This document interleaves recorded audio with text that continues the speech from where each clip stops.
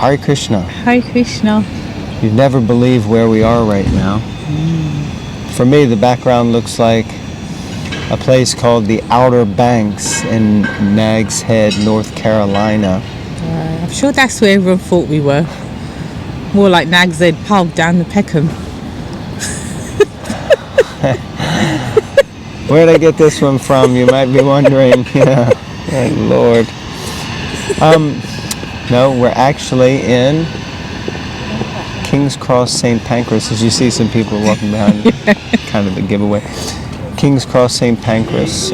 Coal Drop Yards, which is a newly developed area. We do come here quite often. Yeah. So, but we're here to read, and it's been raining, and it looks like and feels like it's about to start raining again, and we forgot our umbrella at a program last night. I didn't lose it, I forgot it at the program last night. I forgot it at the program last night. Because it was raining when we went there, pouring down, in fact. Alright, Canto 3, Chapter 29, Text 39. Nearly coming to the end of this chapter. Might even finish today if she doesn't talk so much. Om Namo Bhagavate Vasudevaya. Om Namo Bhagavate Vasudevaya. Om Namo Bhagavate Vasudevaya. Text 39. No one is dear to the Supreme Personality of Godhead, nor is anyone his enemy or friend, but he gives inspiration to those who have not forgotten him and destroys those who have. Forgetfulness of one's relationship with Lord Vishnu, the Supreme Personality of Godhead, is the cause of one's repeated birth and death. A living entity is as eternal as the Supreme Lord, but due to his forgetfulness he is put into this material nature and transmigrates from one body to another, and when the body is destroyed he thinks that he is also destroyed. Actually, this forgetfulness of his relationship with Lord Vishnu is the cause of his destruction. Anyone who revives his consciousness of the original relationship receives inspiration from the Lord.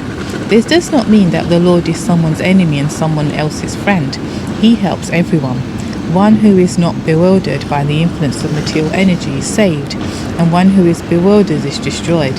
It is said, therefore, Harim Vina Na Shritim Taranti. No one can be saved from the repetition of birth and death without the help of the Supreme Lord. It is therefore the duty of all living entities to take shelter of the lotus feet of Vishnu and thus save themselves from the cycle of birth and death. Wonderful purport. Yeah, it's a nice reminder of really what we're here for.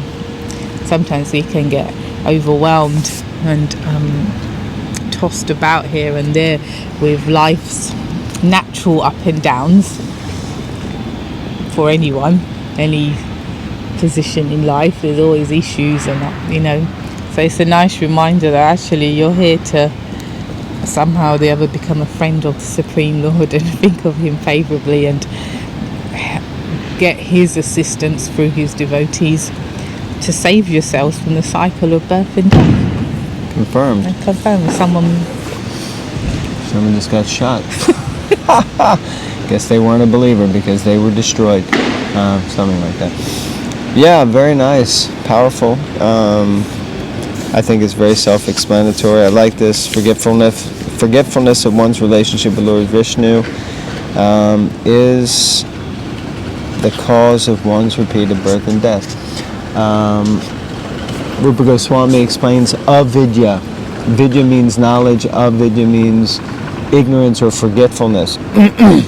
And that's what happens. We become forgetful, and then we live in that state of forgetfulness. Prabhupada would often say it's like having amnesia.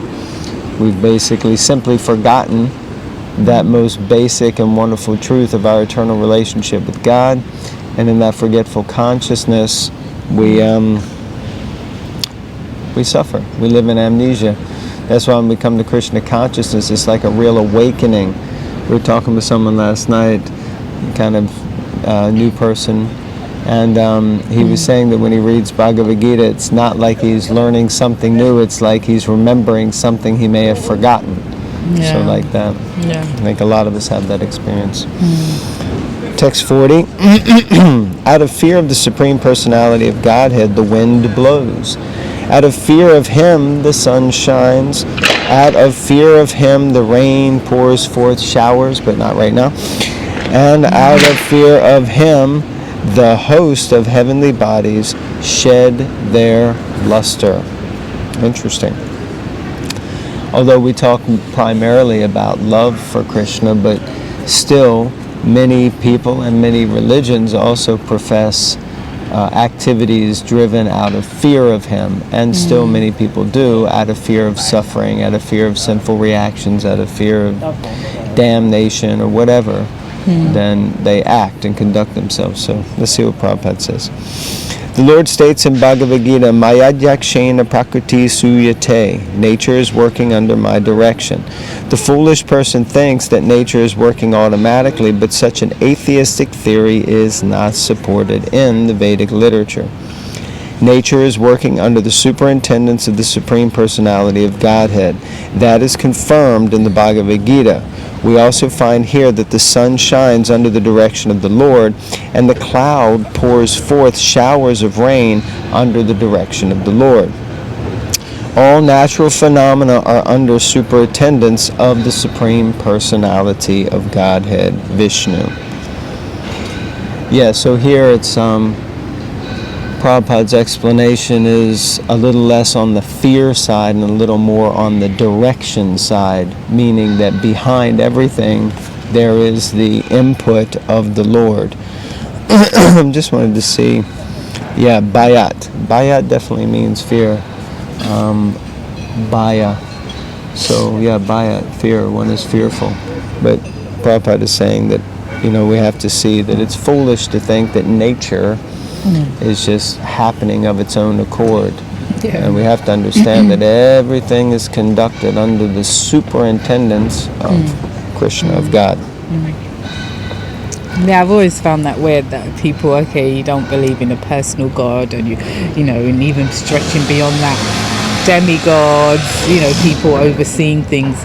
But I've always thought that surely if you just study nature, the seasons, or one leaf, and the intricacies of just a leaf and the veins in it, and that how you cannot conclude there's some, whatever, you may not think it's a personal energy, a person, but there's something, there's some intelligence, there's some organization. Now it's time to turn on the grey clouds, now it's time to turn the lights off. In the bigger sense, now it's time for this season, for that. Yeah, it's just... Sounds like a Simon and Garfunkel song. Okay. Right. Text 41. Out of fear of the Supreme Personality of Godhead, the trees, creepers, herbs, and seasonal plants and flowers bloom and fructify, each in its own season. As the sun rises and sets, and the seasonal changes ensue at the appointed times by the superintendence of the Supreme Personality of Godhead, so the seasonal plants, flowers, herbs, and trees all grow under the direction of the Supreme Lord. It is not that plants grow automatically without any cause, as the atheistic philosophers say. Rather, they grow in pursuance of the Supreme Personality, of the Supreme Order of the Supreme Personality of Godhead. It is confirmed in the Vedic literature that the Lord's diverse energies are working so nicely that it appears that everything is being done automatically. Which is so true, isn't it? Mm-hmm. If you manage something so well, it's a bit like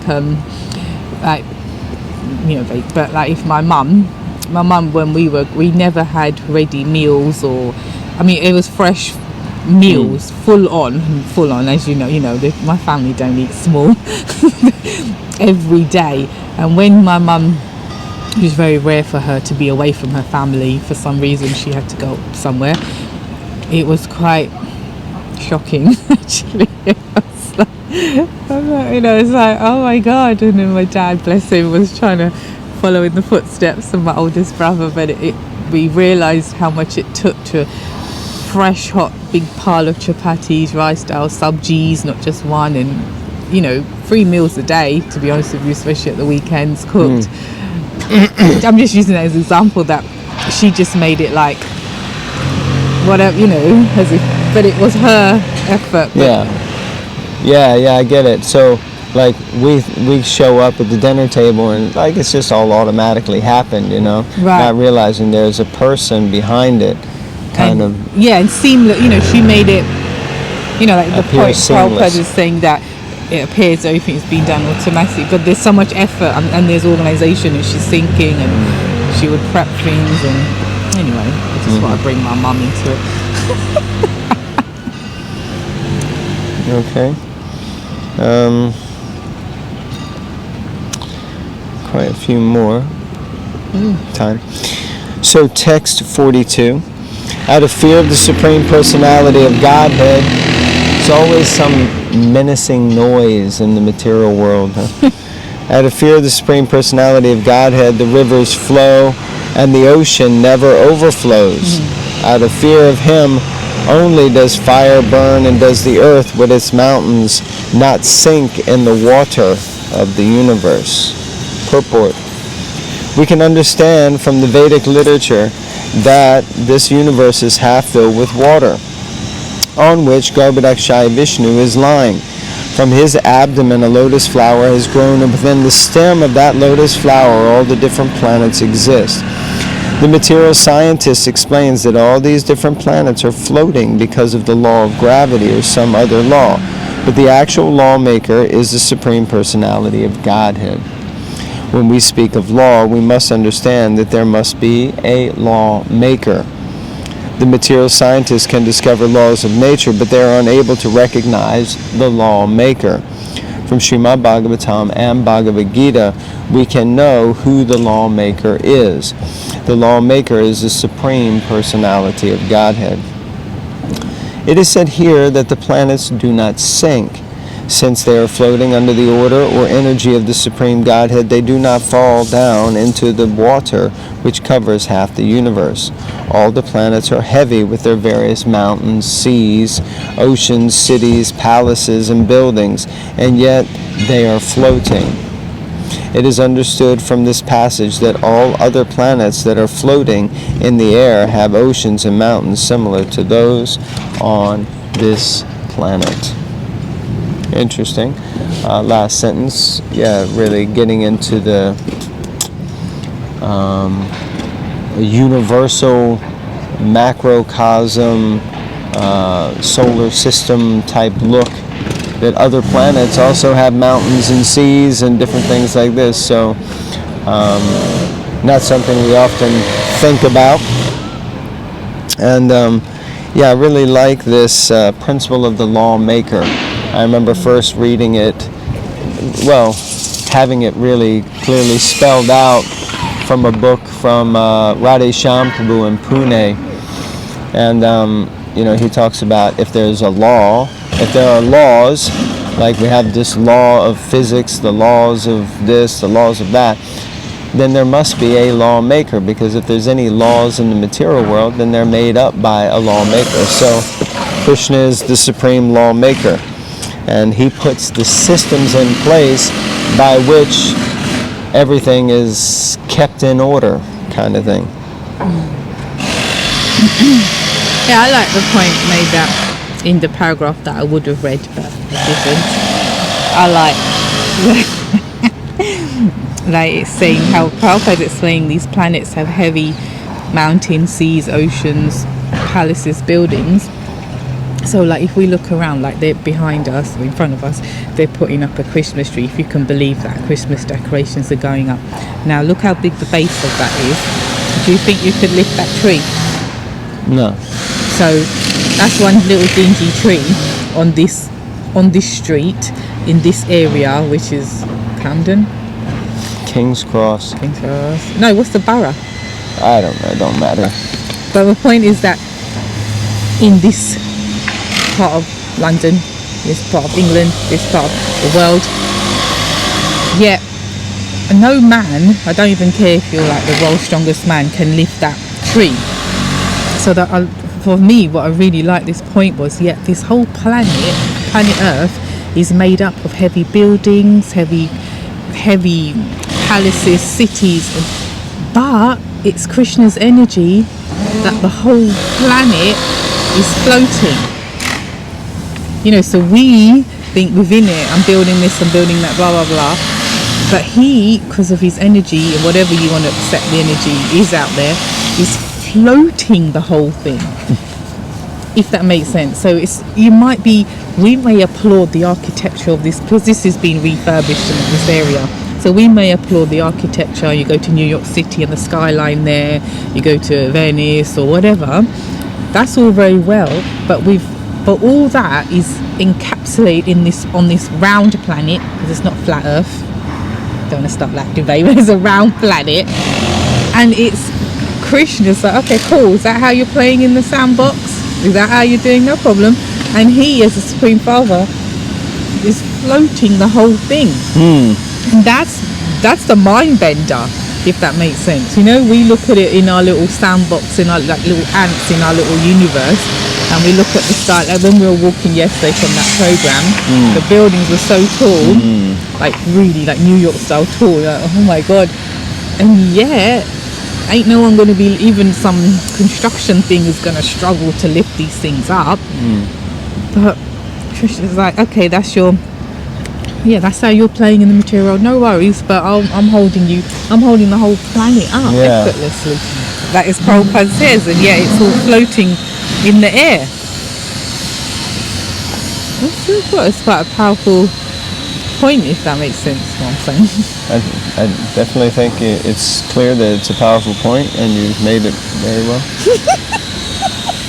All right. I think we should stop here, no? That's what you want to do. That's also a very powerful point. Because I don't think we're going to make it to the end. We've got about 4 pages left, so we'll pick that up next time. All right. And this is a good point. And kind of want to close. We've got 3 more verses left. And it reminds me that the other day I was giving a talk about Govardhan Puja, and some people were there actually. Some different people were there, and I said, probably many of you think, yeah, right, sure, how did a 7-year-old boy lift a whole hill over his head, period, what to speak of, for 7 days on the pinky of his left hand, And so, but just hearing this and what you were saying, it's like, I should have just clearly answered, like, what are you talking about? Krishna's like, he's supporting the entire universe. All the planets are floating in their orbit because of his energy. He can lift a hill on his left for millions of years. I mean, that was like small scale. Yeah, that was like a little kid picking up some mushroom toy. Yeah, whatever. Well, that's Okay, thank you all very much for tuning in. Remember, like, comment, subscribe, share. We've been practicing. Hare Krishna, everyone. Hare Krishna.